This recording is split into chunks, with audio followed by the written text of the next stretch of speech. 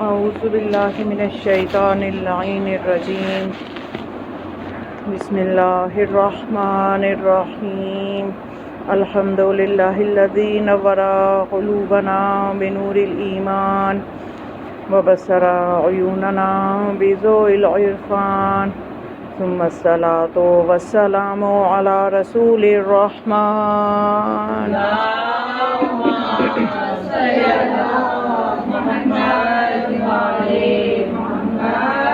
ثم الصلاة والسلام علی قاضی دینہ ومنفذ احکامہ ومروج الایمان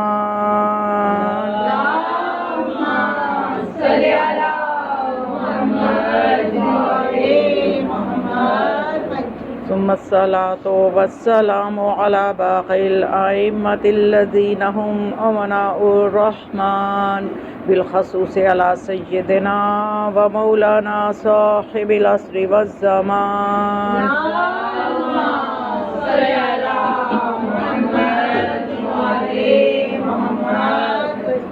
ولعنت دائمۃ علی اعدائهم اجمعین من یومنا ھذا الی یوم الدین قال اللہ تعالی فی کتابہ المجید وفرقانہ الحمید وقولہ الحق مرج البحرین یلتقیان بینہما برزخ لا یبغیان فبأی آلاء ربکما تکذبان صلوات پڑھیں اللہم صلی علی محمد وعلی محمد۔ ایام امام حسن علیہ السلام ہیں۔ جس طرح سے مولا حسین علیہ السلام کے لیے آپ لوگ ماشاءاللہ سے جس جوش و جذبہ اور محبت کے ساتھ اپنا وقت نکالتی ہیں اور مجالس کو سماعت فرماتی ہیں، اسی جوش و جذبے کے ساتھ بی بی کے دوسرے فرزند سردار جنت امام حسن علیہ السلام کے تذکرہ کو بھی آپ اسی طرح سے سماعت فرمائیں۔ اللہم صلی علی محمد وعلی محمد۔ تاکہ روز محشر جناب سیدہ ہم سے یہ شکوہ نہ کرے کہ میرے ایک بیٹے کا تو غم مناتے تھے، ذکر کرتے تھے، تو میرا دوسرے بیٹے کا آپ کیوں کمی کرتے تھے ذکر میں۔ تو اب جبکہ ایام بھی امام حسن علیہ السلام کے ہیں تو اس لیے حق بنتا ہے کہ ان کی معرفت پیدا کریں، ان کی مودت دل میں پیدا کریں، کیونکہ مودت امام حسن علیہ السلام کے بغیر کوئی بھی جنت میں نہیں جا سکتا۔ ہر کسی کو جنت میں جانے کی خواہش ہے، ہر مسلمان کو جنت میں جانے کا شوق ہے، تو لیکن ہم جو علی والے ہیں، آل محمد کے مکتب سے ہمارا تعلق ہے، ہماری منزل جنت نہیں ہے، ہماری منزل رضائے جوانان جنت ہے۔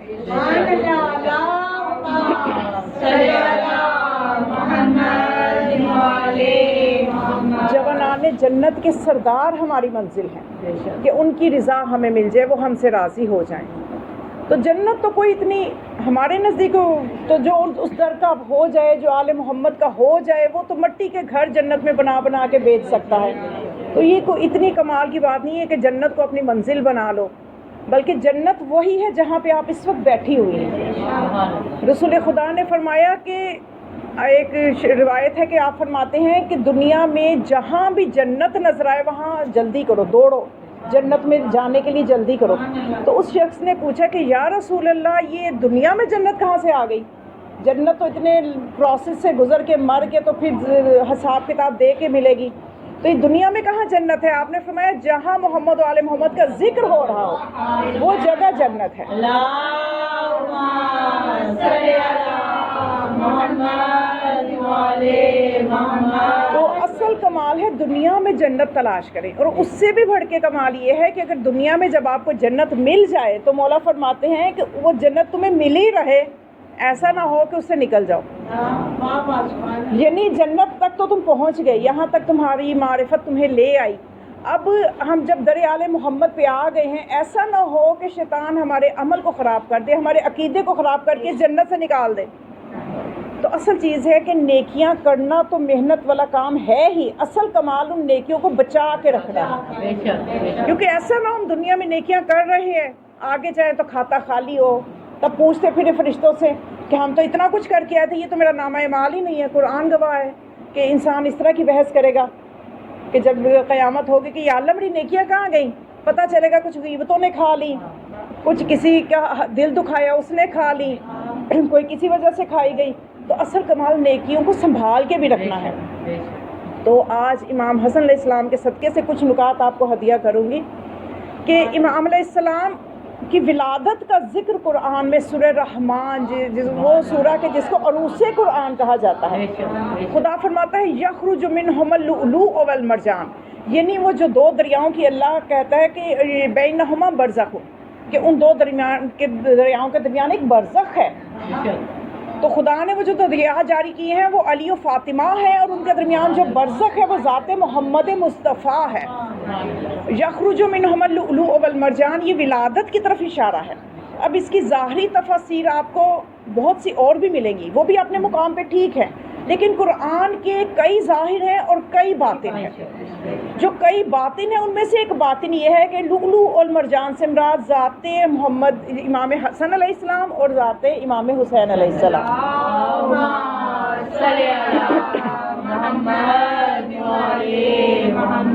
ایک مرتبہ پوچھا گیا، سوال کیا گیا لماذا سمی الحسن و حسنا، کہ حسن کا نام حسن کیوں رکھا گیا؟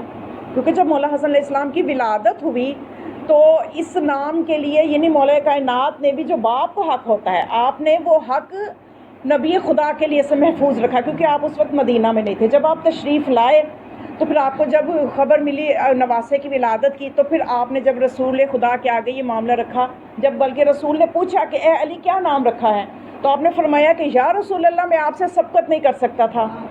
تو جب رسول خدا سے آپ نے پوچھا کہ مولا کائنات کہ یا رسول اللہ آپ نے کیا نام تجویز کیا ہے، تو رسول خدا نے فرمایا میں اللہ سے سبقت نہیں کر سکتا۔ تو پھر جبرائیل آئے پیغام لے کے کہ اللہ نے اس مولود کا نام حسن رکھا ہے۔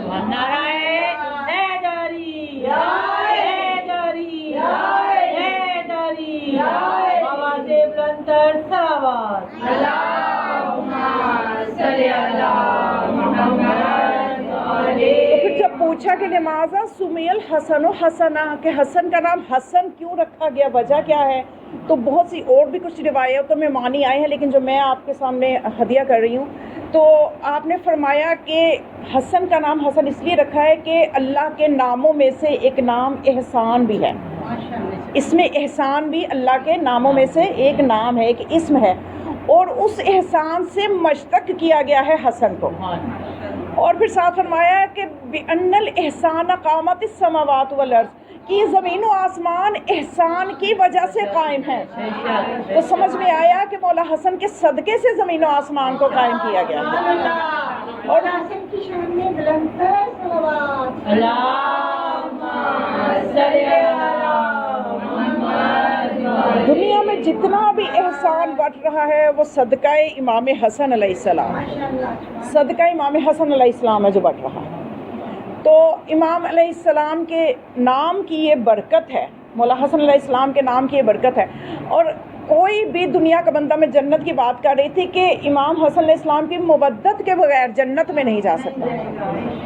مجمع البحرین میں ابن عباس سے یہ روایت ہے، یعنی میں آپ کو دلیل دوں نا، اب آپ تو نہیں چاہے ہوں گے، لیکن بہرحال کوئی مسلمان سنے کہ اچھا مولا حسن کی مودت کے بغیر کیوں کیسے نہیں جایا جا سکتا، ہماری نیکیاں ہمیں جنت میں لے جائیں گی۔ تو یہی تو یہ گمان ہے جو کہ مسلمانوں کو سمجھ نہیں آتی کہ آل محمد کی اہل بیت کی معرفت کیا نعمت ہے، کیا خزانہ ہے۔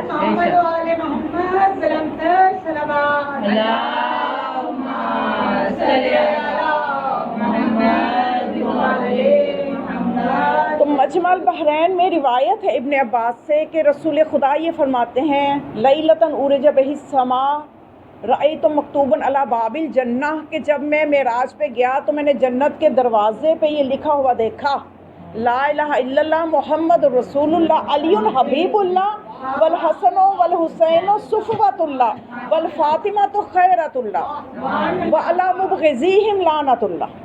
جنت کے دروازے پہ یہ لکھا ہوا تھا کہ اللہ کے علاوہ کوئی معبود نہیں ہے، اور محمد مصطفیٰ اللہ کے رسول ہیں، اور علی جو ہیں وہ اللہ کے حبیب ہیں جن سے اللہ محبت کرتا ہے، اور حسن و حسین صفوۃ اللہ ہیں، یعنی اللہ کے لیے خالص ہیں۔ حسن و حسین اللہ کے لیے خالص ہیں، اور فاطمہ جو ہے وہ اللہ کے اختیار کا نام ہے، اور ان سے بغض رکھنے والوں پر اللہ کی لعنت ہے۔ تو مولا حسن علیہ السلام کی مودت قرآن سے ثابت ہے، ان کی ولادت قرآن سے ثابت ہے، ان کی مودت قرآن سے ثابت ہے آیت اجر رسالت کی صورت میں، قُل لَا أَسْأَلُكُمْ عَلَيْهِ أَجْرًا إِلَّا الْمَوَدَّةَ فِي الْقُرْبَى۔ تو قربت کے لیے یعنی اہل بیت سے جو مودت کا حق مانگا گیا ہے اس میں بھی امام حسن صاحب اور امام حسن علیہ السلام کی صداقت قرآن سے ثابت ہے۔ یا ایھا الذین آمنوا اتقوا اللہ وکونوا مع الصادقین۔ تو صدیق جو دوسرے نظر آئیں گے وہ مولا حسن نظر آئیں گے۔ مولا حسن علیہ السلام کی ولایت قرآن سے ثابت ہے، انما ولیکم اللہ ورسولہ والذین آمنوا الذین یقیمون الصلاۃ ویؤتون الزکاۃ وہم راکعون۔ تو یہ جو آپ نے انگوٹھی دی تھی اور آیت ولایت اتری تھی تو یہ ایک کی ولایت کے لیے نہیں، 12 کی ولایت کے لیے۔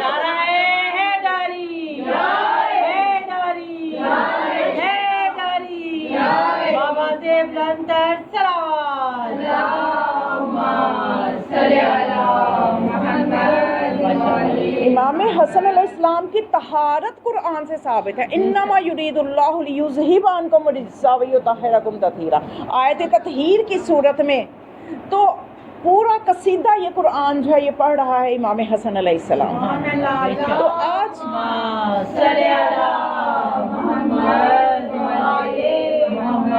امام حسن علیہ السلام کے دسترخوان کا بھی آپ ذکر سنتی ہیں، ممکن ہے مولا حسن علیہ السلام کے لیے آپ نے بہت جگہ مجالس بھی سنی ہوں، بہت سے معجزات بھی سنے ہوں گے۔ آج میں تھوڑا سا ہٹ کے ایک چیز ہدیہ کرنا چاہتی ہوں کہ امام علیہ السلام کی اس حوالے سے بھی معرفت پیدا کریں، اس حوالے سے بھی امام حسن علیہ السلام کو سمجھنے کی کوشش کریں۔ ضروری ہے امام حسن علیہ السلام کی مودت پیدا کرنا، اسی طرح سے حق مودت ادا کرنا جیسے کہ مولا علی کے لیے ہم یا مولا حسین کے لیے ہم کرتے ہیں۔ تو امام حسن علیہ السلام سے سوال کیا گیا مس سیاست ہو، سیاست کیا ہے؟ یا آج کل سیاست آپ کو پتہ نا کیا چل رہی ہے دنیا میں، زمانے میں کیا سیاستدان کیا کر رہے ہیں، سیاست کیا ہے۔ ہم قوم شیعہ اسی لیے تو اس بات کو بار بار ممبروں سے کیوں بیان کرتے ہیں کہ رسول کے بعد خلیفہ صحیح بٹھانا چاہیے تھا، جانشین رسول جو تھا اسی کو تخت رسول پہ بھی حکومت پہ بھی بیٹھنا چاہیے تھا۔ اگر ایسا ہو جاتا آج مسلمانوں کا وقار پوری دنیا میں بلند ہوتا، آج مسلمانوں کے آگے سب جھک رہے ہوتے، نہ یہ کہ آج مسلمان جھک رہے ہیں۔ آج سب سے زیادہ قتل و غارت مسلمانوں کو کیا جا رہا ہے، مسلمانوں کو قتل کیا جا رہا ہے، ان کو مارا جا رہا ہے۔ ایسا ہرگز بھی نہ ہو پاتا۔ الہی نظام دنیا میں قائم ہوتا اگر رسول کے بعد سلسلہ ہدایت جیسے رسول نے رہنمائی فرمائی تھی ویسے ہی چلتا، لیکن جب اپنی منمانی لوگوں نے کی، اپنی سیاست اندر لے آئے، تو بی بی نے بھی پھر فرما دیا تھا نا، بی بی زہرا نے اپنے خطبے میں کہ آج تم نے جو بیج بوئے نا ساری عمر کا قیامت تک کاٹو گے، تو اب کاٹ رہے ہیں، سب کاٹ رہے ہیں۔ تو سیاست اس در سے سیکھیے۔ مولا حسن سے جب پوچھا کہ سیاست کیا ہے، اور یہ وہ ہستیاں ہیں آل محمد کی زیارت جامعہ میں ان کو سلام یہ کہہ کے کیا گیا ہے، السلام علیکہ یا سیاست العباد، اے بندوں کے سیاستدان آپ پہ سلام۔ تو اس سے بہتر کون سیاست بتائے گا؟ چلو دنیا جو کرتی ہے کرے، ہمیں تو پتہ چلی سیاست ہے کیا چیز۔ آل محمد کس کو سیاست کہتے ہیں، سننا چاہیں گے؟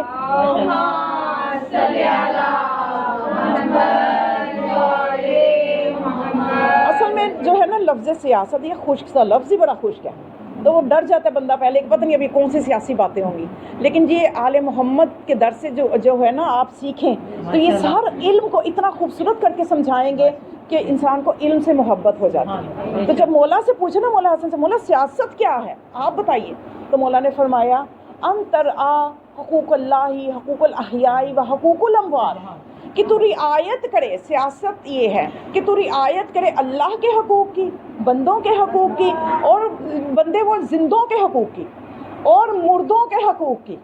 آج ہمارے سیاستدان کیا کرتے ہیں؟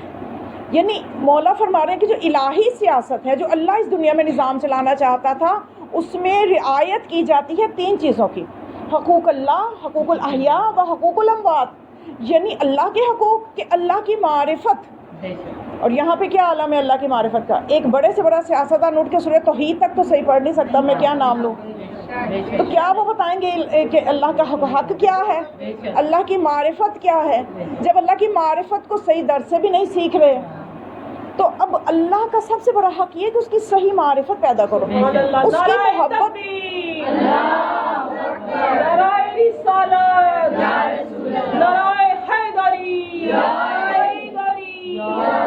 امام حسن علیہ السلام کا استنباط پر امام چودہ مسلمین بلندر صلوات.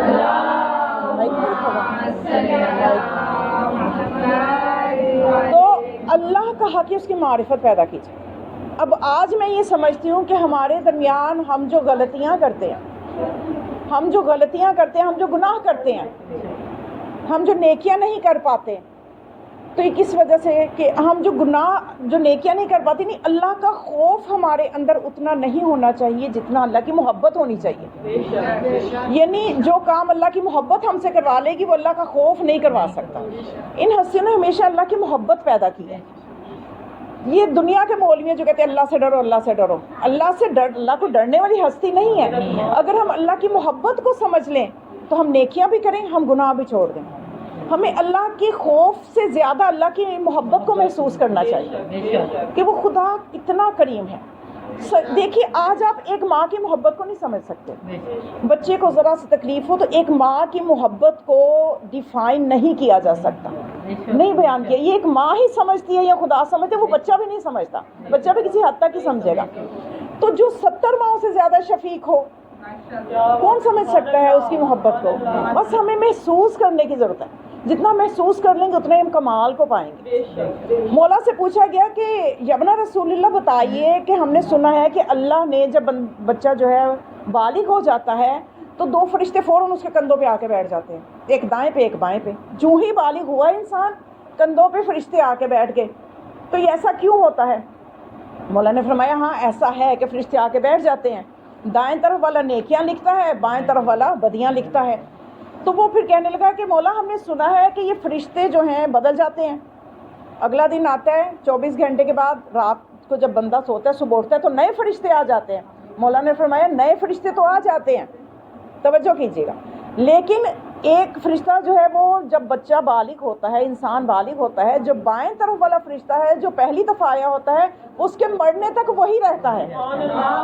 جو دائیں طرف والا فرشتہ ہے وہ روزانہ بدل جاتا ہے. جب انسان سوتا ہے اس کا مال نامہ اس وقت بند ہوتا ہے، تو صبح جب ہوتی ہے تو نیا فرشتہ آ جاتا ہے دائیں کندھے پہ.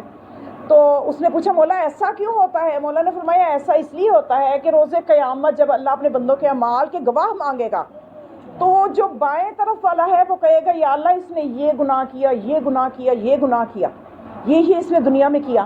تو جو دائیں طرف والے ہیں وہ فرشتے اتنے سارے جب گواہی دیں گے کہ یہ مجلسیں سنتا تھا، یہ نمازیں پڑھتا تھا، یہ سچ بولتا تھا، تو خدا کہے گا کہ میں ایک کی گواہی کو رد کرتا ہوں، اتنوں کی گواہی کو میں رد نہیں کر سکتا. خدا محمد مصطفیٰ پر پاک بار امام چودہ مسلمین بلندر صلوات.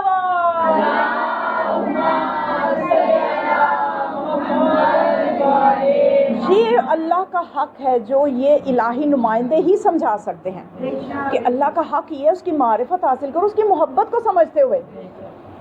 وہ بہت ڈھیٹ اور ضدی لوگ ہوتے ہیں کہ جن کو ضرورت پیش آتی ہے کہ اب اللہ کا تھوڑا ڈراوا بھی دیا جائے، ورنہ جو تھوڑے سے بھی اچھے ہوتے ہیں، تھوڑے سے بھی ٹھیک ہوتے ہیں نا، ان کے لیے محبت کافی ہے. ان کو ضرورت نہیں پڑتی کہ ان کو جہنم بھی دکھائی جائے. تو اس لیے اللہ نے تو اب یہی ہادی ہیں جو الہی سیاست سمجھائیں گے، جو اللہ کی معرفت بھی کروائیں گے.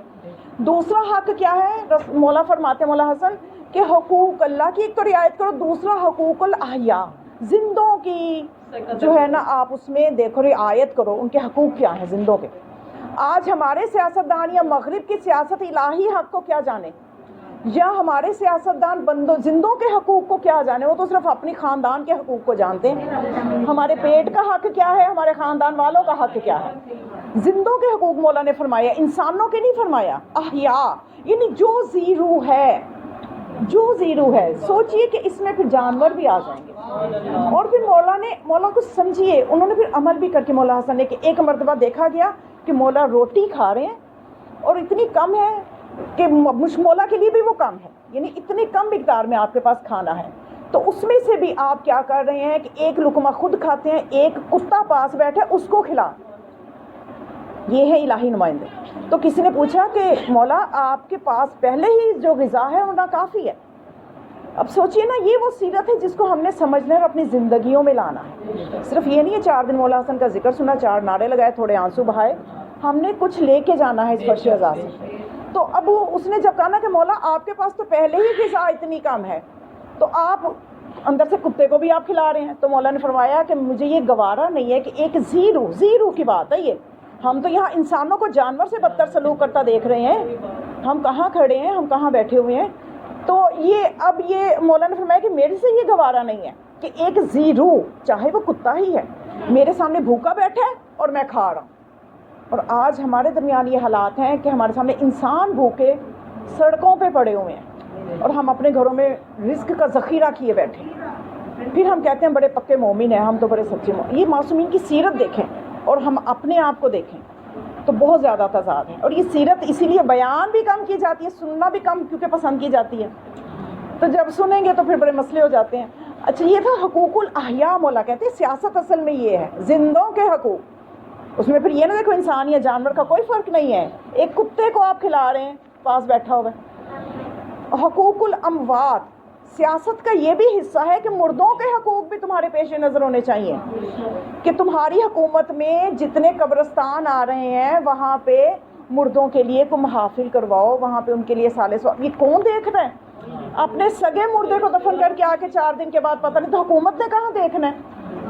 لیکن اگر الہی سیاست ہوتی، الہی نظام چل رہا ہوتا، یہ سب کچھ ہونا تھا.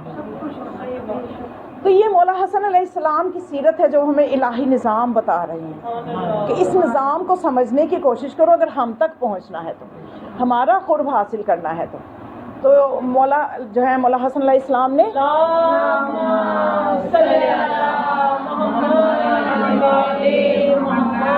اصل میں جب ہم ان ہستیوں سے محبت کی بات کرتے ہیں، باتیں بہت ذرا میری تھوڑی سی وہ برداشت کر لیجئے گا، تحمل کر لیجئے گا. تو محبت کی ہم بات کرتے ہیں، ہم اہل بیت سے محبت کرتے ہیں، لیکن ہم اس مفہوم کو کبھی بیٹھ کے سوچیں بھی کہ اس محبت کا معیار کیا ہے جو وہ ہم سے چاہتے ہیں.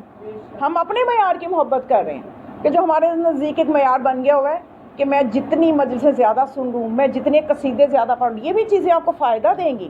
یہ نہ سوچئے کہ مجلس میں انہوں نے تو ہمیں بچانا ہے، ہماری جو کی فطرت کے تحت جو ہم کوتاہیاں کر جاتے ہیں، لیکن حقیقت بھی ہمیں پتہ ہونی چاہیے کہ وہ کون سی محبت ہم سے چاہ رہے ہیں.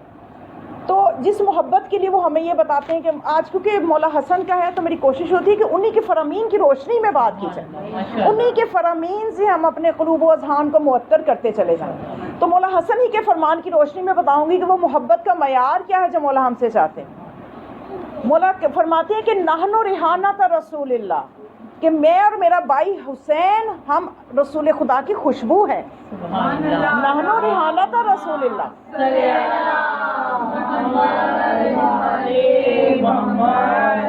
سیدہ شباب اہل جنہ، ہم اہل جنت کے سردار ہیں. اب اور پھر مولا فرماتے ہیں فَلَعْنَ اللَّهُ مَن يَتَقَدَّمُ اور يُقَدِّمُ عَلَيْنَا أَحَدًا، اس پہ اللہ کی لعنت ہے جو اپنے آپ کو ہم سے آگے کرے یا کسی کو ہم سے آگے کرے. یعنی صریحاً مولا اس پہ کہتے ہیں کہ اللہ کی لعنت ہے کہ وہ ایک طرف تو دعویٰ کرے کہ ہم محبت کرتے ہیں اور دوسری طرف یا تو وہ خود کو برابر کرے یا آگے کرے ہم سے، یا کسی اور کو ہم سے آگے سمجھے یا ہمارے برابر سمجھے. ان دونوں صورتوں میں اس پہ اللہ کی لعنت ہے. یعنی محبت کا معیار مولا یہ دے رہے ہیں کہ اس میں اگر تم ہم سے محبت ہے، کہ آج آپ کسی بھی مسلمان سے پوچھیں، کوئی کہے گا کہ میں مولا حسن سے محبت نہیں کرتا؟ کوئی نہیں کہے گا، سب کہیں گے. لیکن ذرا پوری حدیث جب پڑھے مولا کس قسم کی محبت چاہتے ہیں کہ اس میں پھر کسی کو برابر نہ سمجھنا، اس میں پھر کسی کو آگے بھی نہ کرنا، پھر اس میں کتنے کم رہ جائیں گے محبت کرنے والے جب محبت کا یہ معیار سامنے آئے گا. تو آج ہم اسی لیے یہ ہماری خوش نصیبی ہے کہ ہم محبت کے اس معیار کو سمجھتے ہیں.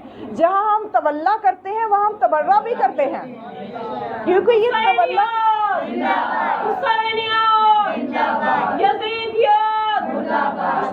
محمد والے محمد بلندر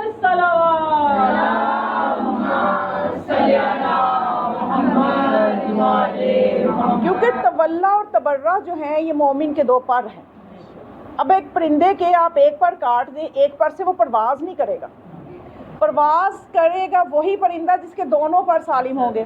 اور آج ہم تولا کے ساتھ جب تک تبرہ کی اہمیت کو نہیں سمجھیں گے تو ہم بھی کمال کی منازل تک پرواز نہیں کر سکتے، کیونکہ یہ دونوں چیزیں ہوں گی۔ اور اسی لیے جیسے مولا حسن نے فرمایا نا کہ ہمارے برابر بھی نہ کسی کو کرو، ہم سے آگے بھی نہ کسی کو کرو، وہ والی محبت اگر تم ہم سے کرتے ہو تو تمہیں ملے گا کیا؟ اس محبت کا تمہیں صلہ یہ ملے گا کہ پھر مولا حسن ہی کا فرمان آپ کو ہدیہ کر رہی ہوں۔ مولا فرماتے ہیں کہ اِنَّ حُبَّنَا، کہ بے شک ہماری محبت لَيُسَاقِطُ الذُّنُوبَ مِن بنی آدم، بنی آدم سے گناہوں کو ایسے جھاڑ دیتی ہے کما یُسَاقِطُ الرِّیحُ الْبَرْقَ مِنَ الشَّجَرِ، جس طرح سے کہ تیز آندھی درختوں سے پتوں کو جھاڑ دیتی ہے۔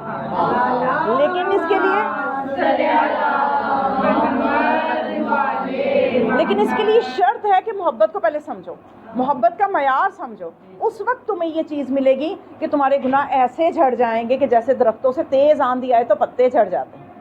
بالکل ایسی ہی روایت ہے، بلکہ اہل سنت کی کتاب میں بھی موجود ہے مولا علی علیہ السلام کے بارے میں بھی کہ علی خیر البشر من ابا فقد کفر، علی خیر بشر ہیں، جس نے اس چیز کا انکار کیا، علی کو اپنے برابر سمجھا یا کسی کو علی سے آگے سمجھا یا کسی کو علی کے برابر سمجھا، فقد کفر، اس نے کفر کیا، اس نے کفر کیا۔ اب یہ روایت اہل سنت کی کتب میں بھی موجود ہے، اور اس روایت میں بھی آپ دیکھ لیجئے، آدھی روایت تولا کو بیان کر رہی ہے، علی خیر البشر، علی سب سے بہترین ہے، جتنے بھی بشر دنیا میں سب سے بہترین بشر ہے، علی سے آگے کوئی بہتر نہیں ہے۔ اور یہ آدھی روایت تولا کو بیان کریے، آدھی تبرہ کو بیان کریے، من ابا، جس نے اس نظریے کا، اس عقیدے کا انکار کیا، فقط کفر، اس نے کفر کیا۔ اور جب تولا اور تبرہ دونوں آ جاتے ہیں، دونوں پہ انسان کا ایمان ہوتا ہے، تو اس کو ملتا کیا ہے؟ اس کو بلندیوں تک پرواز کرنے کا موقع ملتا ہے، وہ بلندیوں تک پرواز کر جاتے ہیں۔ میں آپ کے سامنے ایک بہت خوبصورت سا واقعہ پیش کرتی ہوں کہ فتح علی سلطان آبادی استاد تھے حسینی نوری کے۔ حسینی نوری کا جو ہے یہ سامراء میں ہوتے تھے، سامراء میں مدرسے میں پڑھاتے تھے۔ تو ان کا یہ تھا، ان کا یہ روٹین تھی، ان کی روزمرہ مطلب ان کے یہ معاملات میں یہ چیز شامل تھی۔ اللہم صلی علی محمد وعلی محمد، عظمت محمد وعلی محمد، بلند ترین صلوات۔ اللہم صلی علی محمد وعلی محمد۔ نعرہ تکبیر، اللہ نعرہ رسالت، یا رسول اللہ، نعرہ حیدری، یا حیدری، یا حیدری، یا فاطمہ الزہرا سلام اللہ علیہ کی شان پر بلند سے بلند تر صلوات۔ اللہم صلی علی محمد وعلی محمد۔ تو میں آپ کے سامنے بتائیے میں کہاں سے کیا بیان کر رہی تھی؟ میں دیکھوں آپ میرے ساتھ چل رہے ہیں کہ نہیں؟ ہاں جی، واقعہ ماشاءاللہ بالکل ساتھ چل رہے ہیں۔ تو اب یہ میں بتا رہی تولا اور تبرہ دونوں جب ہوں گے تو آپ کو ملے گا کیا، برکتیں کتنی آئیں گی کہ وہ میں بتا رہی تھی کہ فتح علی سلطان آبادی کو حسینی نوری نے کہا، ان کا حسینی نوری کی یہ روٹین تھی کہ وہ ہر شب جمعہ 50 طالب علموں کو کھانا کھلاتے تھے، 50 دینی طالب علموں کو کھانا کھلایا کرتے تھے۔ اب ایک دفعہ یہ ہوا کہ 50 کے بجائے دعوت نامے جو ہیں وہ 100 لوگوں کو چلے گئے، غلطیاں ہو جاتی ہیں۔ تو اب یہ پریشان کہ انتظام 50 لوگوں کو ہے، دعوت نامہ 100 لوگوں کو چلا گیا ہے، اب یہ کیسے ہوگا؟ انہوں نے اپنے استاد سے ذکر کیا تو استاد نے کہا پریشان نہیں ہونا، میرے آنے کا انتظار کرو، اس کے بعد تم کام شروع کرنا جو بھی تم نے سامان پکایا ہو، پکانے کے لیے منگایا ہے۔ تو اب جب استاد فتح علی سلطان آبادی پہنچے تو انہوں نے دیکھ جب ابھی خالی تھی، آپ نے کہا اس میں بھی کچھ ڈالنا نہیں ہے، تو جب وہ آئے تو انہوں نے خالی دیکھ پہ کپڑا ڈالا، اندر ہاتھ پھیر کے کہا علی خیر البشر من ابا فقد کفر، علی خیر بشر ہے، جس نے انکار کیا اس نے کفر کیا۔ 2 دفعہ پڑھا، اس کے بعد کہا سامان ڈالو، سامان ڈالا، دیکھ پکائی، کھانا 100 بچوں نے کھایا، بلکہ 7 بھی باندھ کے دیا۔ اتنی برکت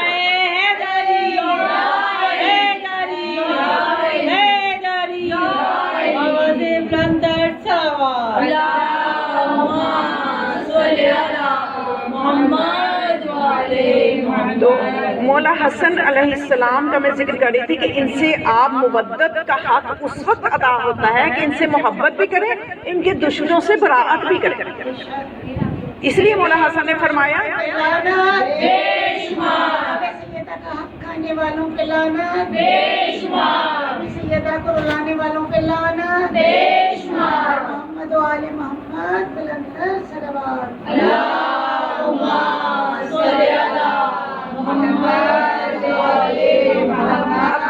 لوگوں کو اپنی کم معرفت کہ اہل بیت علیہ السلام کی معرفت ہی نہیں ہو سکی، لوگوں کو پہچان ہی نہیں سکے، دوسرے کو حسد کی وجہ سے نہیں پہچان سکے، جو اپنے ہیں وہ بھی تھوڑا سا سمجھ لیجئے کہ اس چیز میں آ گئے کہ ہم نے بس محبت ان سے کرنی ہے تو شاید وہ زبانی کلام میں ہی کافی ہے، یعنی صحیح طرح سے معرفت نہیں پیدا کر سکے۔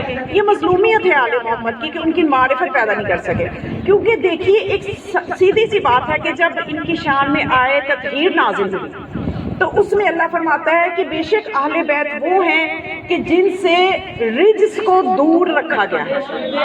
اب یہ نجس کی بات نہیں ہو رہی کہ اگر لفظ نجس ہوتا نا تو اس سے صرف ظاہری نجاست مراد ہوتی ہے کہ انسان کا لباس نجس ہے یا انسان کا بدن نجس ہے، یہ مراد ہے، لیکن لفظ رجس جو ہے اس میں باطنی نجاستیں بھی آتی ہیں۔ اب ہم جب اس آیت تطہیر کو پڑھتے تو ہم کہتے ہیں کہ ہم تو شکر ہے کہ ہمارا ظرف پاکیزہ ہے، ہم پاکیزہ ہیں، ہم اہل بیت کے ساتھ ہیں، ہمیں ان کا قرب مل گیا ہے، لیکن حقیقتاً ان کا قرب ان کو ملتا ہے جو ظاہراً اور باطناً دونوں طرح سے۔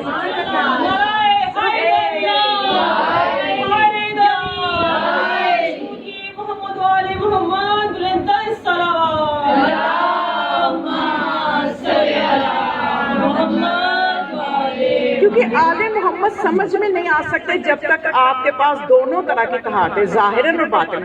باطن یعنی دیکھیے کہ ظاہراً تو ہم بہت اپنی صفائی کا خیال پاکیزہ رہ لیتے ہیں، لباس صاف ستھرا پہن لیا، خوشبو لگا لی، بدن بھی پاک و پاکیزہ ہے، لیکن اصل چیز ہے کہ باطن بھی پاک ہو، غیبتوں سے ہماری زبانیں محفوظ ہوں، جھوٹ سے ہماری زبانیں محفوظ ہوں، ہمارے کان جھوٹ بولنے سے جو ہے وہ غیبتیں سننے سے محفوظ ہوں۔ تو یہ سب کچھ کس طرح سے ممکن ہے؟ ہمیں ہر طرح کی معصوم رہنمائی کی ہے۔ جب ہم ظاہر اور باطن دونوں طرح سے پاک ہوتے ہیں نا، پھر ہم اہل بیت کے قریب ہوتے ہیں، پھر ہم اہل بیت کا قرب پاتے ہیں، اور وہ سارا فیض ہمیں ان کے در سے ملتا ہے جو ہم، اور بعض پر جب ہم کہتے ہیں ہمارا یہ عمل نہیں قبول، ہم نے تو یہ وظیفہ کیا نہیں قبول، وہ ہمارا قرب اتنا نہیں ہو پاتا۔ ہم اپنی کمزوریوں کو نہیں دیکھتے لیکن ہم اہل بیت پہ اعتراض کر دیتے ہیں۔ تو ہمیں ان ہستیوں پہ شکوہ کرنے سے پہلے ہمیں اپنے آپ کو دیکھتے کہ ہمارے عمل میں کہاں کمزوری ہے۔ تو اس لیے مولا حسن علیہ السلام یہ فرماتے ہیں،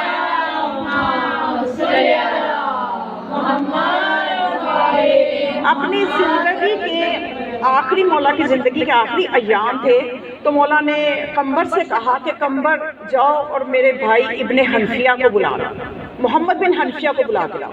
یہ بہت خوبصورت مولا حسن کا فرمان ہے، اگر آپ اس کو آج سمجھ لیں گی، سمجھے آپ نے جو 2.25 مہینے کی عزاداری کا میں سمجھتی ہوں آپ نے نتیجہ لے لیا، تو بس آپ توجہ سے سن لیں اور اس حدیث کو اتارنے کی کوشش کریں اپنے دل و دماغ میں۔ صرف سننا کافی نہیں ہے، اس کو اپنے دل و دماغ میں جگہ دیں گے تو فائدہ ہوگا۔ تو اب مولا نے بلایا، قمبر سے کہا کہ ابن حنفیہ کو بلا لو۔ جب ابن حنفیہ آئے تو مولا حسن نے فرمایا کہ اے ابن حنفیہ، اب میں تمہیں جو بات کہنے جا رہا ہوں یہ وہ بات ہے جو مردے زندہ کر دیتی ہے، مردوں کو زندہ کر دیتی ہے۔ تو پھر مولا نے فرمایا کہ ابن حنفیہ اس بات کو ضائع نہ کرنا، میرے شیعوں تک پہنچانا۔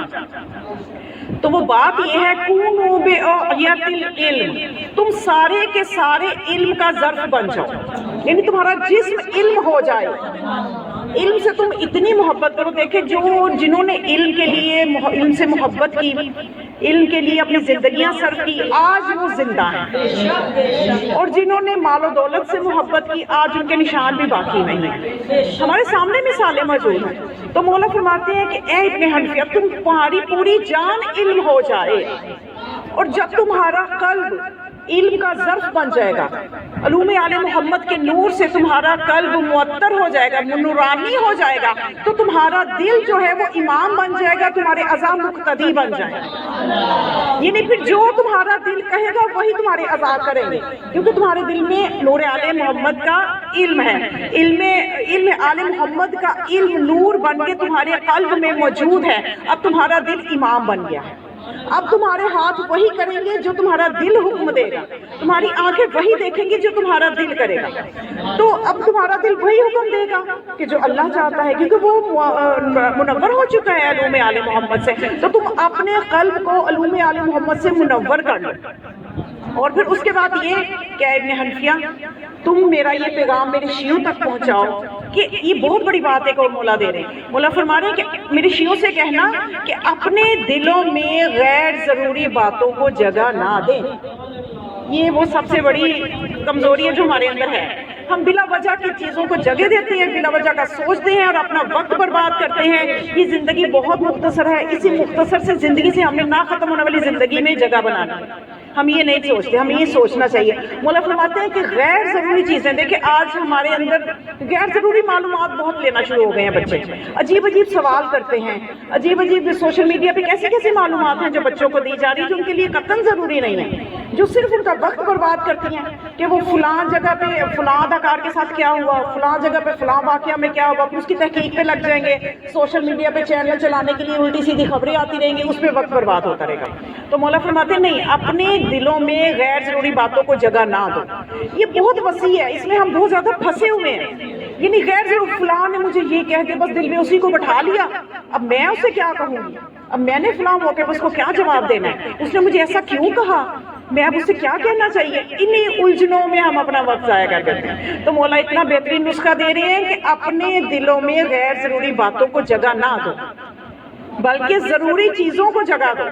کہ جن ہستیوں کو تمہیں معرفت ہونی چاہیے ان کے بارے میں تم اپنا وقت لگاؤ, معصومین کو سمجھنے میں اپنا وقت لگاؤ, ان چیزوں کو جگہ دو. اس کے بعد مولا فرماتے ہیں کہ اس طرح سے جب تم اپنے دل میں ضروری باتوں کو جگہ دو گے, تمہارے دل ظرف بن جائیں گے علوم آل محمد کا, تو تمہارا اپنا راستہ بھی روشن ہوگا, تم دوسروں کو بھی راستے روشن کرو گے.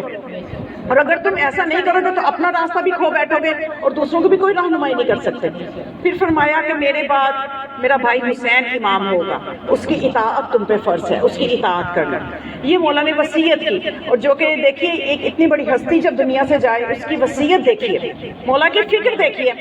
ہمارے یہاں ہوتا ہے کہ جب دنیا سے جا رہا ہے کوئی بندہ تو بیچارے کی حالت یہ ہوتی ہے کہ میری فلاں جائیداد کا کیا ہوگا, میرے فلاں بچے کا کیا ہوگا, میرے فلاں بچے کو پتہ نہیں اس کی پریشانیاں کب دور ہوں گی, میرے وہ اتنے پلاٹ ہیں وہ میں کس کے نام کر کے جاؤں. یہ فکریں ہوتی ہیں. لیکن مولا کی فکر دیکھیے, مولا چاہتے ہیں آپ کی فکر بھی ایسی بن جانی چاہیے کہ فکر یہ ہے کہ میرے چاہنے والے علمی ہو جائیں.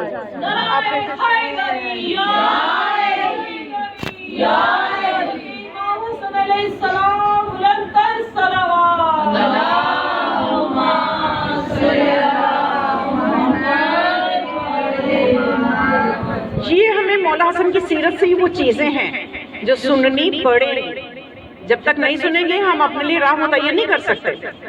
امام علیہ السلام کو کیا کہا جاتا ہے کہ ان کا اپنے بھائی امام حسین سے, آج مسلمانوں کو کوئی ان کی ذات میں جب کوئی چیز نہیں ملتی, کوئی عیب نہیں ملتا, تو ایک فضول سا شکوہ یہ امت اٹھا کے رکھتی ہے کہ جی ان دونوں بھائیوں میں اتحاد نہیں. بھئی اتحاد کیوں نہیں تھا, ان میں بالکل اتحاد تھا. جو ان کا طریقہ کار تھا کہ خود رسول فرما چکے ہما امامان راما و قعادہ, یہ دونوں امام ہیں, چاہے بیٹھے اور چاہے قیام کرے, تو آگے رسول کی بات کی تو حجت ہے, اس کے آگے کسی مسلمان کو اعتراض نہیں ہونا چاہیے. بچوں کے لیے میں ایک مثال دیتی ہوں. دیکھیں دو بھائی ہیں, انہوں نے سفر کرنا اور ان کی منزل ہے, فرض کریں کراچی منزل ہے, تو ان کو رستے الگ دیے, ڈائریکشنز الگ دی جاتی ہیں. ایک جاتا ہے مشرق کی طرف سے, ایک جاتا ہے مغرب کی طرف سے, منزل دونوں کی کراچی ہے. تو اب ایک جاتا ہے اس کے راستے میں دریا آتا ہے, وہ کشتی سے سفر کرتا ہے, دوسرے کے راستے میں دریا نہیں آتا, وہ خشکی سے سفر کرتا ہے بس پہ.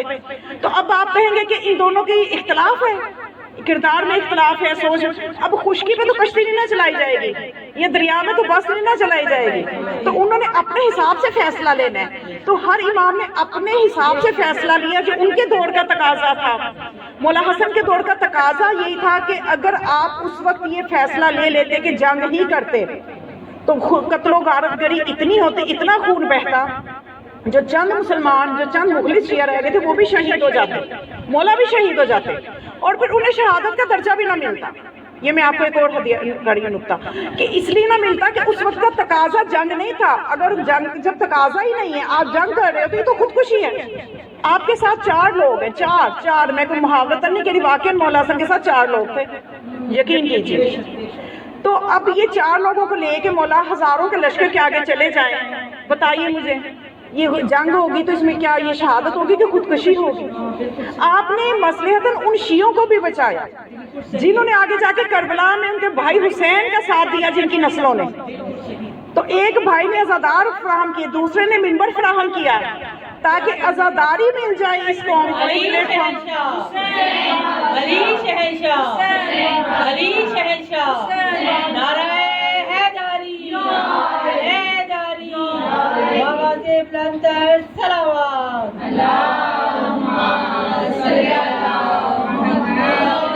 تو ان کی قطعاً بھی ان کی سیرت میں کوئی فرق نہیں ہے. مسروق راوی وہ بیان کرتا ہے کہ وہ جب مکہ گیا تو اس نے دیکھا روز عرفہ تھا، روز عرفہ تھا 9 ذی الحج.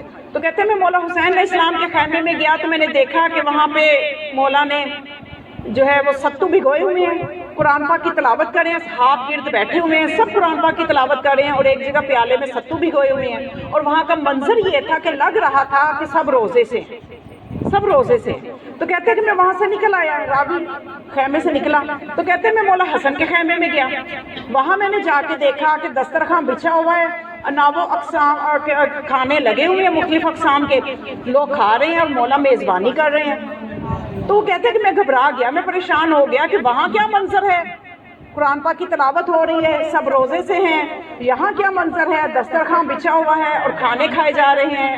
تو وہ کہتے ہیں میں گھبرا گیا. تو مولا حسن نے جو میری طرف دیکھا تو وہ تو دلوں کی جانتے ہیں، تو کہتے ہیں کہ مسروق تو گھبرا کیوں گیا ہے، میرے خیمے میں آئے تو گھبرا گیا. جیسے آج کا مومن کم معرفت ہونے کی وجہ سے گھبرا جاتا ہے، چھوٹی چھوٹی چیزوں پہ گھبرا جاتا ہے. اچھا ایسے ہو گیا، سوشل میڈیا پہ ایک پوسٹ پڑھ کے پریشان ہو جاتا ہے، ایمان میں کمی آ جاتی ہے ایک پوسٹ پڑھ کے. یہ تو حالات ہیں ہمارے عقائد کے کہ مطلب صبح کو ایمان کچھ ہے، رات کو درجہ کچھ ہے ایمان کا. اتنا یہ اس میں ہمیں جب تک سیرت نہیں پڑھیں گے ہم یہی کچھ کرتے رہیں گے اپنے ایمان کے ساتھ. ہمیں معصومین کی سیرت پڑھنی ہے. تو مولا نے فرمایا تو گھبرا کیوں گیا. مسروق نے کہا مولا ادھر یہ منظر ہے، روزے دار ہیں اور کھانے افطاری میں کیا ستو بھگوئے ہوئے ہیں اور سب قرآن کی تلاوت، اور یہاں یہ منظر. یہ آپ دونوں بھائیوں کی سیرت میں اختلاف ہے. مولا نے فرمایا اختلاف نہیں ہے، بات صرف سمجھنے کی ہے. ہم دونوں بھائی اس امت کے ہادی ہیں، ہدایت ہم نے کرنی ہے. اس امت میں سارے روزے دار نہیں ہیں. میں اپنی تشریح آگے کر رہی ہوں. اب کوئی بندہ اتنا روزوں سے عشق کرتا ہے کہ وہ ماہ رمضان کے علاوہ ماہ رجب و ماہ شعبان کے بھی رکھتا ہے. کوئی ایسے ہوتے ہیں کہ کہتے ہیں کہ یا اللہ یہ رمضان کب ختم ہوگا، گن گن کے روزے، اور روزے کے اندر بھی وقت کو گنا جاتا ہے. اچھا 10 گھنٹے کا رہ گیا، 9 گھنٹے کا رہ گیا. بندوں کی، ہر بندے کی اپنی ہمت، اپنی عبادت سے رغبت ہے. تو اب ہر ایک کو ہدایت بھی چاہیے. تو مولا نے فرمایا کہ جو روزے دار ہیں، جو زیادہ روزہ رکھنا چاہتے ہیں، جو زیادہ، ان پہ میرا بھائی حسین امام ہے. اور جو خدا کی حلال نعمتوں سے استفادہ کرنا چاہتے ہیں ان پہ میں امام ہوں. یعنی حلال نعمتوں سے بھی تو استفادہ کرنا ہے نا، اللہ کہتا ہے. تو ان پہ میں امام ہوں جو اللہ کی نعمتوں سے استفادہ کرنا چاہیے. سیرت کا اختلاف نہیں ہے، یہ سمجھنے کی ضرورت ہے کہ ہدایت کرنی ہے امت کی.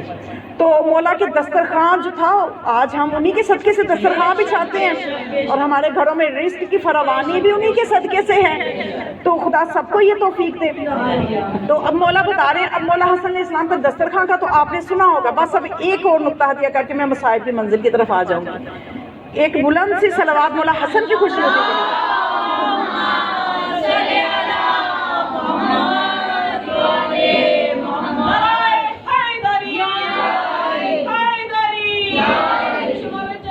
جنت کے سرداروں پہ حسن حسین کی ذات پر بلند تر صلوات.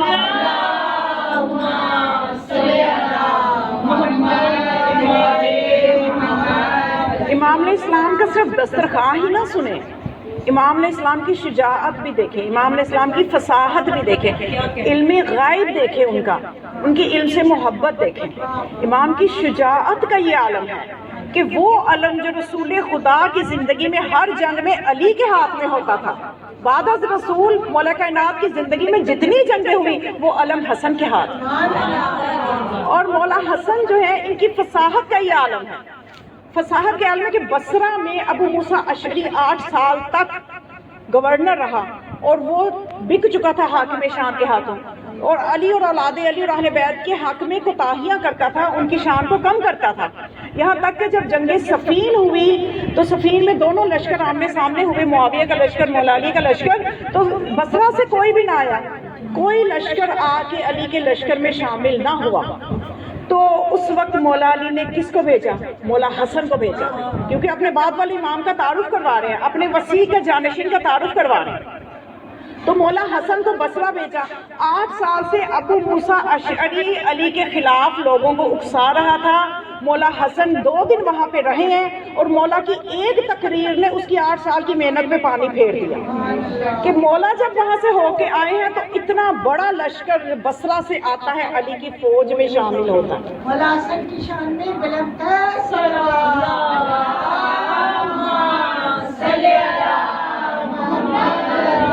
تو صرف مولا کا یہی نہ آپ دیکھا کیجئے، مولا کا علم غیب دیکھیے کہ چند قبیلوں نے جب یہ فیصلہ کیا کہ اب جب اسلام نیا نیا پھیلنے لگا، چند قبیلوں نے فیصلہ کیا کہ اب ہم، چونکہ یہ اسلام پھیلنے لگا ہے، منافق اکٹھے ہوئے، منافق قبیلے، اور انہوں نے ایک جگہ اکٹھے ہو کے فیصلہ کیا کہ رسول کو قتل کروا دینا چاہیے تاکہ قصہ جلدی ختم ہو جائے.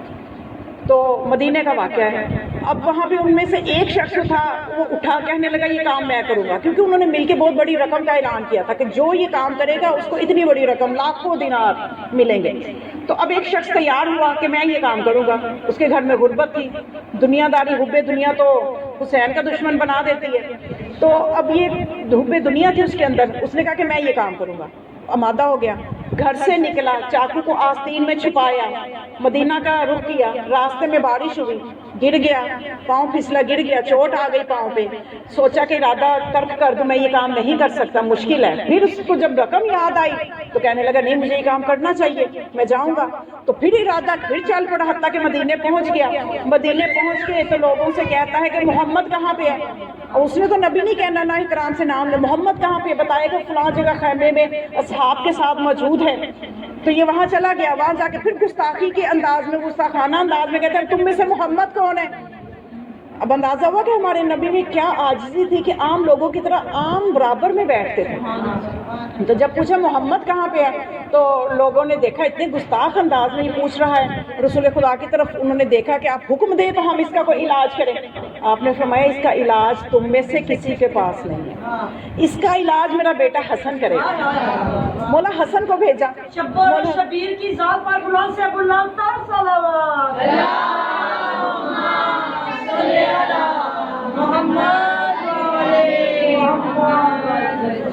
مولا حسن کے پاس، مولا حسن گئے اس کے پاس، اٹھ کے گئے اور اس سے کہا کہ کیا مقصد ہے تجھے محمد سے ملنے کا؟ وہ ذرا دائیں بائیں کرنے لگا، اسے سمجھ نہیں گزارے. مقصد تو اس کا جو تھا مولا تو جانتے تھے. اس کے بولنے سے پہلے مولا نے فرمایا، مولا حسن نے، کہ اے شخص سن، میں تجھے تیرا مقصد بتا دیتا ہوں. تو اتنے قبیلے کے لوگ فلاں فلاں ان کے نام بتائے، تم لوگ ایک جگہ اکٹھے ہوئے، انہوں نے، تم سب نے یہ فیصلہ کیا، اتنی رقم کا اعلان ہوا، تم نے قبول کیا، آستین میں تم نے چاقو چھپایا، راستے میں بارش ہوئی، پاؤں پھسلا، تیرے پاؤں پہ چوٹ آئی. اب دکھا وہ چوٹ سب کو تاکہ میری سچائی سب کو پتہ چل جائے. اور تیرا ارادہ جو ہے آستین میں تم نے چاقو چھپایا ہوا، دکھا سب کو وہ چاقو تاکہ سب کو پتہ چل جائے کہ میں جو کہہ رہا ہوں سچ کہہ رہا ہوں. جب اس نے اتنی حقیقت ایک ایک لفظ سن لیا، اسی وقت قدموں میں گرا. کیا آیا تو کسی اور ارادے سے تھا، آپ اب کلمہ پڑھا دیں.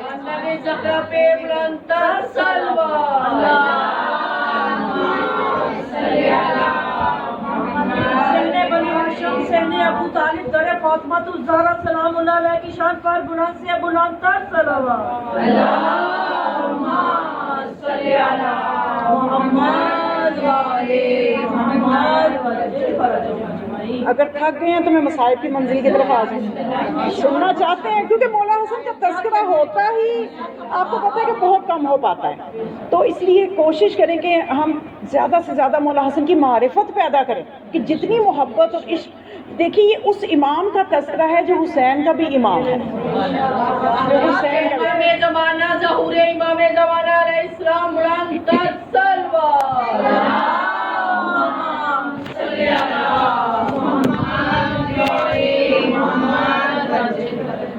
تو مولا حسن کے دسترخوان کا میں ذکر کر رہی تھی کہ مولا حسن کا دسترخوان تو ہم سنتے ہیں، اور مولا حسن کی سیرت میں یہ چیز ملتی ہے کہ مولا باقی مطلب ان کا لباس تھوڑا متمول لوگوں کی طرح اچھا لباس پہنتے تھے، خوبصورت لباس پہنتے، کیونکہ حلال نعمتوں سے استفادہ کرنا ان پر جو ہادی ہے وہ امام حسن علیہ السلام. تو امام نے اچھا لباس پہنا ہوا تھا، اچھی سواری پہ سوار ہوا کرتے تھے. تو یہودی جن کے ایک شخص جو تھا جو منافق تھا، یہودی تھا، تو وہ آیا اور اس نے جب مولا کو اچھے لباس میں دیکھا تو اسے موقع مل گیا طنز کرنے کا. کہنے لگا کہ حسن میں نے تو آپ کے جد کی یہ حدیث سن رکھی ہے کہ دنیا مومن کے لیے قید خانہ ہے. اور اس میں چونکہ بری حالت میں تھا, یہودی غریب سا تھا, اور جو لکڑیوں کا گٹھا کا بوجھ بھی اس نے اپنے پشت پہ اٹھا رکھا تھا. تو کہنے لگا کہ اگر آپ کے جد کی حدیث کو دیکھیں تو مومن میں ہوں, کہ یعنی مومن کے لیے دنیا قید خانہ ہے. آپ تو لگ نہیں رہا کہ قید خانے میں اچھا لباس پہننا, اچھی سواری پہ سوار ہے, اور میری حالت قیدیوں کی سی ہے. اب بتائیے مومن کون ہے؟ تو مولا نے فرمایا تو نے حدیث بالکل ٹھیک بیان کی ہے, میرے جد نے یہی فرمایا ہے, لیکن تو سمجھا غلط ہے. اگر تو آخرت میں میرے مقام و عظمت کو دیکھ لے تو میری حالت قیدیوں کی سی حالت ہے, اور اگر آخرت میں تو اپنا انجام دیکھ لے تو تیری یہ حالت بڑی اچھی ہے. جنت کے سردار امام حسن علیہ السلام کی ذات پر بلند تر صلوات. اللہم صلی علی محمد و آل محمد. بس مومنات, ساری سہولیات سب کچھ ہونے کے باوجود بھی ایک وقت ایسا تھا کہ آل محمد کے پاس ہر طرح کے حالات ہیں, دونوں کو دنیا کو دکھانے کے لیے, بتانے کے لیے, سبق دینے کے لیے کہ کن حالات میں کس طرح سے جینا ہے. تو مولا حسن علیہ السلام نے اچھے حالات کے باوجود بھی 25 حج پیدل کی. 25 حج مولا نے پیدل کی ہیں. لوگوں نے پوچھا کہ یبنا رسول اللہ, آپ کے پاس ناکہ موجود ہے, گھوڑا موجود ہے, آپ پیدل حج کیوں کرتے ہیں؟ یہ اللہ کا عشق ہے نا, یہ اللہ کی وہ عشق کی منزل ہے. تو مولا جواب یہ دیتے ہیں کہ میں چاہتا ہوں کہ خانہ کعبہ پہنچنے سے پہلے اسرار الہیہ کو دیکھوں. ہم زیارات پہ جاتے ہیں نا, مولا کا جا کے زیارات پہ جاتے ہیں, عمرے پہ جاتے ہیں, تو ہمیں بھی یہ مولا کی سیرت سے یہ چیز بھی لینی چاہیے کہ ہم جس وقت ارادہ کریں اسی وقت ہم اپنے آپ کو سمجھیں کہ ہم نے خدا کی قرب کو پانا ہے, اللہ کی اسرار کو دیکھنا ہے. اس وقت سے ہی ہم کوشش کریں کہ حرام چیزوں کو ترک کر دیں. تو ہمارے یہاں ہوتا ہے کہ ہنس کھیل کی تیاریاں ہو رہی ہیں, اور اس طرح سے جو ہے زیارات پہ جاتے ہوئے راستے میں بھی ہم کو اتنا ہمیں سمجھ نہیں آتی کہ ہم کس طرح سے اپنے سفر کو پاکیزہ بنائیں. تو یہ مولا بتاتے ہیں کہ میں نے منزل پہ پہنچنے سے پہلے اسرار الہیہ کا مشاہدہ کرنا ہے. اور پھر جب سفر پیدل کر رہے تھے, کرتے کرتے تھک گئے. ایک موقع ایسا آیا کہ ایک درخت کے نیچے بیٹھ گئے مولا, تھک گئے اور دستے دعا بلند کیے. بس یہ آخری نقطہ ہے, ڈرنا نہیں, اس کے بعد مسائل کی طرف. تو اب امام ایک درخت کے نیچے بیٹھ گئے, تو اب دعا کے لیے ہاتھ بلند کیے کہ یا اللہ تیرا بندہ بھوکا ہے, تھک گیا ہے اور بھوکا ہے. اب اندازہ کیجئے کہ مولا کتنا وسائل ساتھ لے کے گئے تھے. وسائل کتنے تھے مولا کے پاس جو سفر میں ساتھ لے کے گئے تھے. ہم سفر کے لیے تیاری کرتے ہیں تو کتنے ٹیچی, تو ہم صرف کھانے والی چیزوں کے ہی بھر کے لے جاتے ہیں, پتہ نہیں کیا قیامت آ جانی ہے, کہ وہاں پہ قیامت آ جانی ہے, کچھ ملنا نہیں ہے. تو یہ مولا کی سیرت دیکھیں, کچھ ساتھ نہیں ہے, حتیٰ کہ تھک کے بیٹھ گئے ہیں. یہ اللہ پہ ایمان ہے نا, اللہ پہ یقین ہے. ہمارے یقین کمزور ہے اور ہم باتیں بڑی بڑی کرتے ہیں. تو اب مولا کا اللہ پہ یقین کا یہ عالم ہے کہ مولا کہتے ہیں کہ یا خدا تیرا بندہ تھک گیا ہے اور بھوکا ہے. جب دستے دعا بلند کیے تو واقعہ لکھا ہے, تاریخ میں لکھا ہے کہ جس درخت کے نیچے آپ بیٹھے تھے وہ اصلاً پھلدار درخت نہیں تھا. پھلدار نہیں تھا وہ, کہ جو ہی دستے دعا بلند کیے اس پہ کھجوریں لگی, مولا نے تناول فرمائی. اب ایک شخص دور کھڑا دیکھ رہا تھا, اس نے جب دیکھا تو کہنے لگا یہ جادو ہے, اور یہ بندہ جادوگر ہے. جیسے جیسے کسی کی معرفت وہی الفاظ وہ کہے گا, وہی یقین وہ کرے گا. تو وہ اٹھ کے پاس آئے اور مولا کے پاس آ کے کہتا ہے کہ لگتا ہے کہ آپ کوئی جادوگر ہو, کہ آپ نے ابھی دعا کی ہے تو یہ درخت تو پھلدار بھی نہیں تھا, کھجوریں لگ گئی. تو مولا کا جواب سنیے اور اپنے قلوب کو منور کیجئے. مولا نے فرمایا کہ دعوت ابن نبی مستجابن عند اللہ, کہ یہ جادو نہیں ہے بلکہ رسول اللہ کے بیٹے کی دعا اللہ کے ہاں مقبول ہوئی ہے.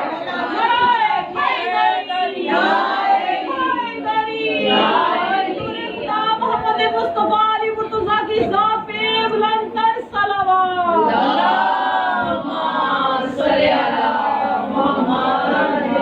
تو انسان جب اللہ کا قرب پاتا ہے, اس کے اسرار تھے جو یہ اسرار تھے جو مولا دیکھنا چاہتے تھے, تو ہمیں ان پہ شک نہیں کرنا چاہیے.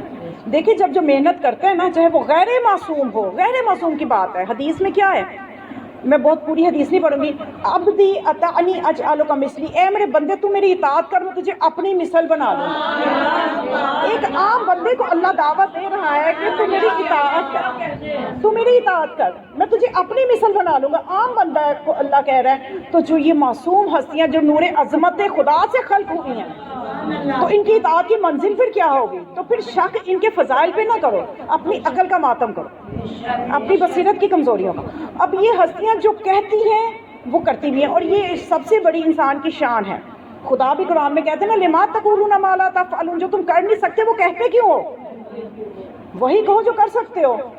اس کو اور طرح سے بھی دوسرے عنوان سے بھی لے سکتے ہیں کہ انسان اتنی ہی دوسرے کو دعوت دے جتنا خود عمل کرتا ہو. لیکن اس کا ایک اور پہلو بھی میں آپ کو بتاؤں، قرآن کے کئی بطون ہیں کہ انسان اتنی بڑی دعویٰ ہی نہ کرے کہ جتنا وہ پورا نہ کر سکے. مثلاً آپ کو میں یہ کہوں کہ میں بتا سکتی ہوں دیوار کے پیچھے کیا ہے، اور میں نہ بتاؤں یا میں غلط بتا دوں، تو کیا یہ میرے کہے کا کیا آپ کے ذہنوں پہ اثر ہوگا، یا میری ہی کیا ہے کہ عزت میں کمی آئے گی یقیناً.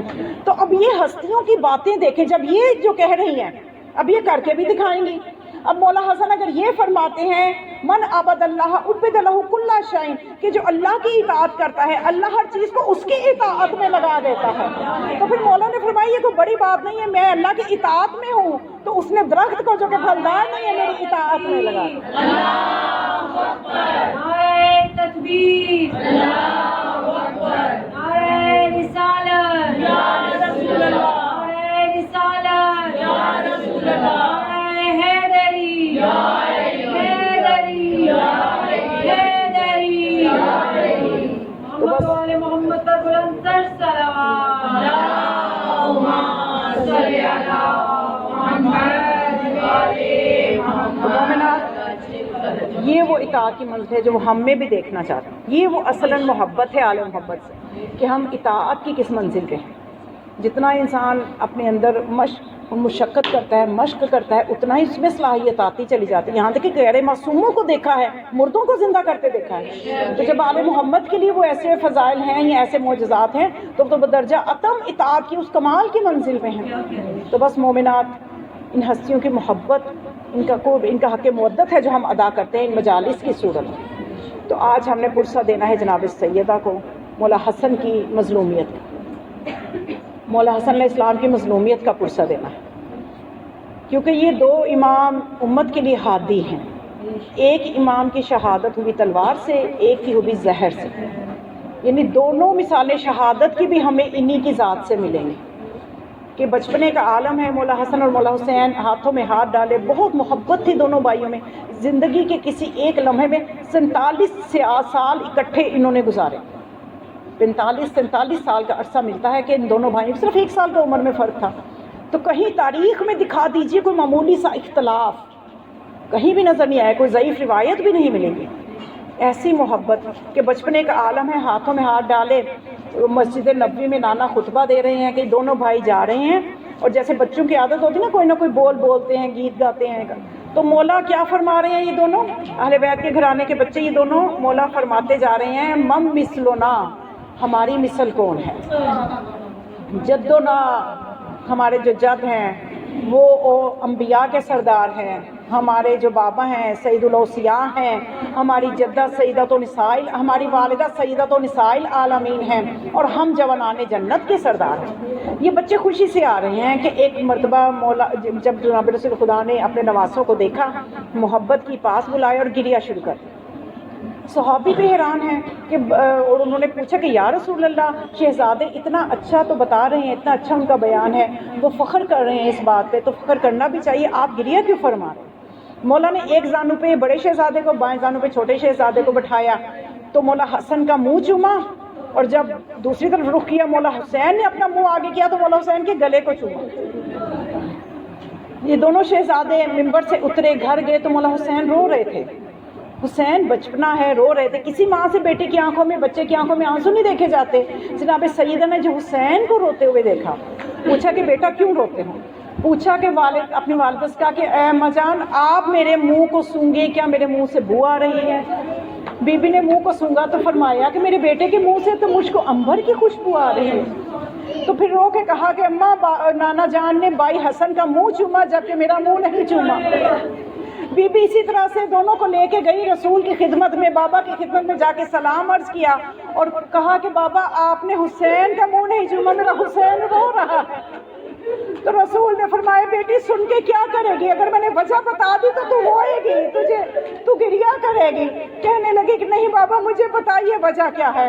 तो रसूल ने फरमाया बेटी सुन, ये उम्मत मेरे हसन को जहर देगी कि मेरे हसन के जिगर के टुकड़े कट कट के इस मुंह से बाहर आए थे और मेरे बेटे हुसैन को गले की रगें काटेगी और इसलिए मैंने उसके गले को चूमा। बीबी ने गिरिया शुरू किया। मैं कहती हूँ कि ऐसी कौन सी माँ है जो बच्चों को इसलिए पाल रही होती है कि एक को जहर मिलना है, एक के 3 दिन का भूखा प्यासा शहीद होना है। ये जनाब सैयदा का हौसला है। ये दुनिया की वो अजीब माँ है कि जो अपनी बच्चियों को इसलिए पाल रही है कि जानती है कूफा और शाम के बाजारों में इन बच्चियों के हाथों पे रस्सन भी बंधेंगे। मोमिनात एक आलिम थे, वो मौला हसन के मसाइब बयान करते हैं। मसाइब बयान करके जब घर जाके सोए तो आलम ख्वाब में मौला हसन आए। मौला हसन आके कहते हैं कि ए आलिम तूने मेरी इस सख्त मुसीबत को बयान नहीं किया। उस आलिम ने कहा कि मौला मैंने तो आपके तफसीली मसाइब पढ़े, मैंने तफसीलन बयान किया कि आपको 8 मरतबा जहर मिली। जब आखिरी मरतबा जहर मिली उसका असर ये हुआ कि तश्त में आपके जिगर के टुकड़े कट कट के आ रहे थे, आपके जनाजे पे तीरों की बारिश हुई। मौला मैंने आपके सारे मसाइब बयान किए। तो मौला ने कहा ये मेरे सख्त मसाइब नहीं है, मेरी सख्त मुसीबत वो है कि जब मैं बचपने में देखा मेरी माँ पे जो जुल्म हुआ था, बड़ी हाशिम का मोहल्ला और उसमें एक घर, उसके दरवाजे को आग लगाई गई और मौला अपनी माँ की मुसीबत को सारी उम्र नहीं भूले थे। मौला हसन बहुत गिरिया करते थे। जब कुछ लोगों की शक्लें नजर आती थी मौला इतना रोते थे कि लोग पूछते थे कि मौला आप इतना क्यों रोते हैं, आप इतना शदीद गिरिया करते हैं कि मौला हुसैन भी उतना गिरिया नहीं करते। तो मौला हसन फरमाते कि जो मैंने देखा है वो हुसैन ने नहीं देखा। कोई बच्चा इस उम्र में हो, 8 साल का सिन हो, माँ पे जुल्म किया जाए, माँ पे ताजियाने लगाए जाए, ये मंजर मौला हसन ना भूल पाए थे। यहाँ तक कि मौला हसन अपनी माँ की मुसीबत को याद करके बहुत रोया करते थे। क्या मौला हसन आज हम आपको आपकी माँ की मजलूमियत का भी पुरसा देते हैं। तो बस मोमिनात बड़े दुख थे हसन के जिगर में। सिर्फ यही गम नहीं था, अपने बाबा की मजलूम शहादत का भी गम था। जो कुछ बाबा के साथ जुल्म हुआ, जो उनका हक गस्ब किया गया, सब कुछ मौला देख रहे थे। यहाँ तक कि वो वक्त आ गया कि जब भी जहर मिलती थी मौला नाना के रोज़े पे जाते थे, दुआ करते थे, असर ज़ायल हो जाता था। लेकिन अब के जो जहर मिला इसके बारे में हाकिम शाम ने कहा उस मलऊना से कि इसका एक कतरा भी दरिया में डालोगे तो मछलियाँ मर जाएंगी। मौला हसन का नाजुक जिगर। जनादा बिन अमिया कहता है कि जब मौला की आखिरी घड़ियां थी मैं वहाँ मौजूद था तो मैंने देखा कि तश्त में जिगर के टुकड़े कट कट के आ रहे हैं। तो मुझे नहीं पता था, मैंने मौला से कह दिया, मैंने कहा मौला अपनी इस बीमारी का इलाज क्यों नहीं करवाते। तो मौला ने फरमाया अभी मौत का तो कोई इलाज नहीं है। तो कहते कि कुछ ही देर में मैंने देखा मौला की सांसें उखड़ना शुरू हुई। सांसें उखड़ना शुरू हुई तो कमरे में एक दफ़ा हुसैन दाखिल हुए और भाई के कभी पेशानी का बोसा लेते हैं, कभी आंखों का बोसा लेते हैं। तो मौला हसन ने पूछा कि मेरे भाई हुसैन आप क्यों इतना गिरिया कर रहे हो। गोद में मौला हसन का सर रख लिया, गोद में मौला का सर रखकर पेशानी पे बोसे ले रहे हैं। ये हमारे छठे इमाम फरमाते हैं कि जब हुसैन गिरिया कर रहे थे तो हसन अपनी तकलीफ को भूल के हुसैन को रोता ना देख सके तो एक मर्तबा फरमाया ला यौमा का यौमे का या अबा अब्दुल्ला, ए अबा अब्दुल्ला भाई, ए मेरे भाई, ए अबा अब्दुल्ला तेरे दिन जैसा दिन कोई नहीं होगा। हमारे नाना की उम्मत होने के बावजूद 30,000 का लश्कर तेरे कत्ल पे आमादा होगा। अल्लाह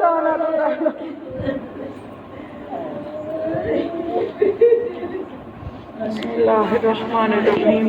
अल्लाहुम्मा कुल्ले वली